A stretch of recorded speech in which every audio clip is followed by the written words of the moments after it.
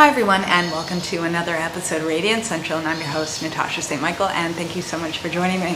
So the other day I did a video about juicers and sort of talking about the basics of juicers and what's the difference between different models or different machines. And for someone that's thinking about buying a juicer, what's the differences, so that you're more sort of prepared to know what you're looking for and what are sort of the strengths and weaknesses of the different types of juicers available and all of that. So after writing the blog article and also making a video about it, I really enjoyed reading the comments and conversations people were having on YouTube under that video about different appliances. And it got me thinking about one question I'm asked a lot about appliances, and that is especially from people that are perhaps first starting out with eating healthy, and they want to perhaps buy a kitchen appliance so that they have more variety, they have more choices, they can experiment more with their food, so that they can enjoy preparing more homemade food and more healthy foods at home and all of that. And a lot of times people are asking me, out of all the appliances available, which one should be the first appliance they should get? Should they get a juicer, or should they get a blender? Should they get a food processor? What do I recommend? And what I loved about reading the conversations and comments below the video I did about juicers is that people were talking about the different appliances they have. And it's so interesting to see that, like, one person has the blender and the juicer and maybe even the food processor, and they have these great machines, but they're only using one, and they're using that one for everything. And then there's someone else that has the same exact machines, but they're using another one. And at the end of the day, I would say to anyone that's asking anyone, like, what would be the best machine to get? If you were to ask 10 people, I am sure 10 people would give you 10 different answers because everyone's different. And when it comes down to it, is that when you're using any kind of kitchen appliance, the one appliance you're going to use the most is the one that's the easiest for you and the one that's going to make foods that you like.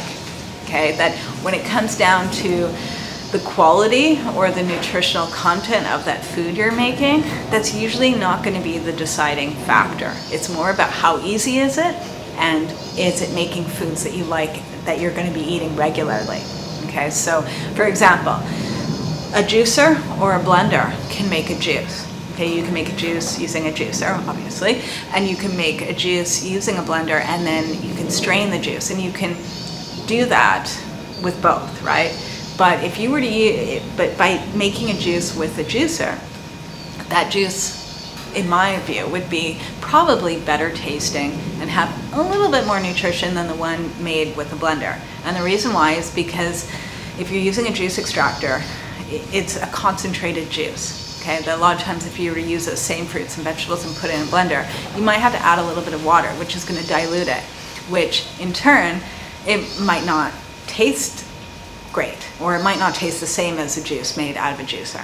Okay, it might still taste really good, but it might not be the same taste as coming from a juicer. So that's number one. And then also too is that when you're putting anything through a blender, is that there's a little bit more oxidation because there's more air going through it, and the blades are going really, really quick, and the blades are larger.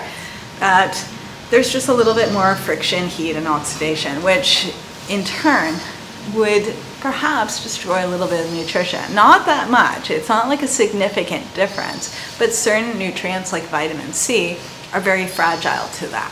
Okay, so if you were to compare the exact same juice that you make in a blender compared to a juicer, there might be a little bit more nutrition coming from the juice, coming from a juicer as opposed to a blender. But it's not like a drastic change. It's a little bit. Okay, so that could be the difference between making a juice coming from a juicer or coming from a blender. But at the end of the day, what someone decides to use, whether it's a juicer or a blender to make that juice, is, I think, more dependent on their lifestyle and what's easier for them and what they enjoy, what machine they enjoy using. And that's what I saw with the comments underneath that video about juicers, that a lot of people would say, yeah, I've got this great juicer, but I'm making all my juices with a blender. It's so much easier.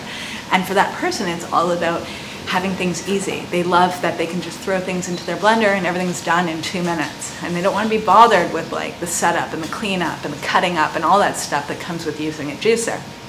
You know, but then for me, for example, I love it having a juicer. A juicer for me is like the #1 kitchen appliance, and I have a blender, and it's a terrible blender, and I use it like once every few months. I never put money into buying a good quality one because I don't really like blended food, and I've always really enjoyed using a juicer and the juices I get from it. So very, very different. Every person is kind of different with what machine they're using. And at the end of the day, the results that you get from one machine to another, they differ just so slightly that it's not so much about what you're buying or what you're going to get from what you're buying, but what you're going to use. And that's what I would say to anyone that's kind of new to kitchen appliances and they're thinking, should I buy a blender, should I buy a juicer, should I buy a food processor? It's more about what are the foods you like to eat.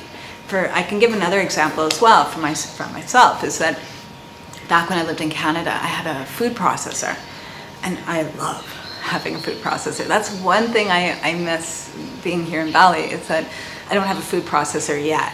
A food processor here is about 4 times the price as a food processor in Canada. It's that expensive. And I loved having a food processor. I would say that was like my second favorite machine. For me, #1 is having a juicer, and #2 would be a food processor. And the reason why is that I don't really like pureed foods, but I like foods that are chopped up. So I love using a food processor to make salads, to make salsas, to make dips, to chop things up, slice things up. It was a great kitchen aid.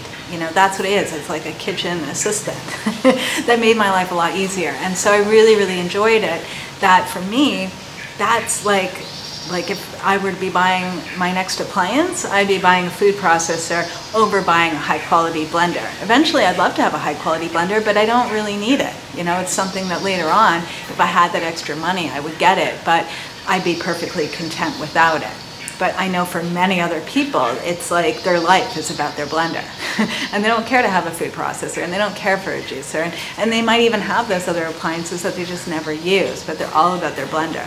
So each person is different. And I would say to anyone that's thinking about buying appliances is to really think about what are the foods you like to eat. Do you like to eat a lot of liquid foods, or do you like to eat foods that are more sort of solid or chopped up? And that would give you a better idea as to what to buy.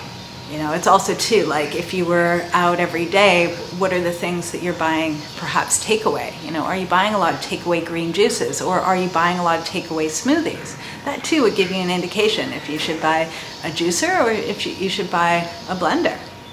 It's seeing sort of what are your buying trends kind of thing, because that too gives you a clear view as opposed to like what someone tells you to get.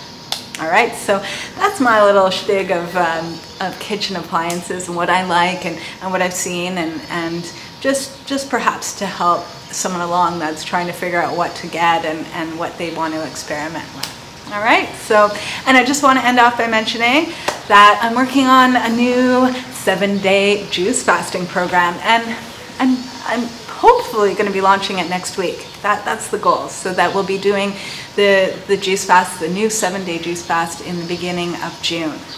I'd say somewhere around the first week of June.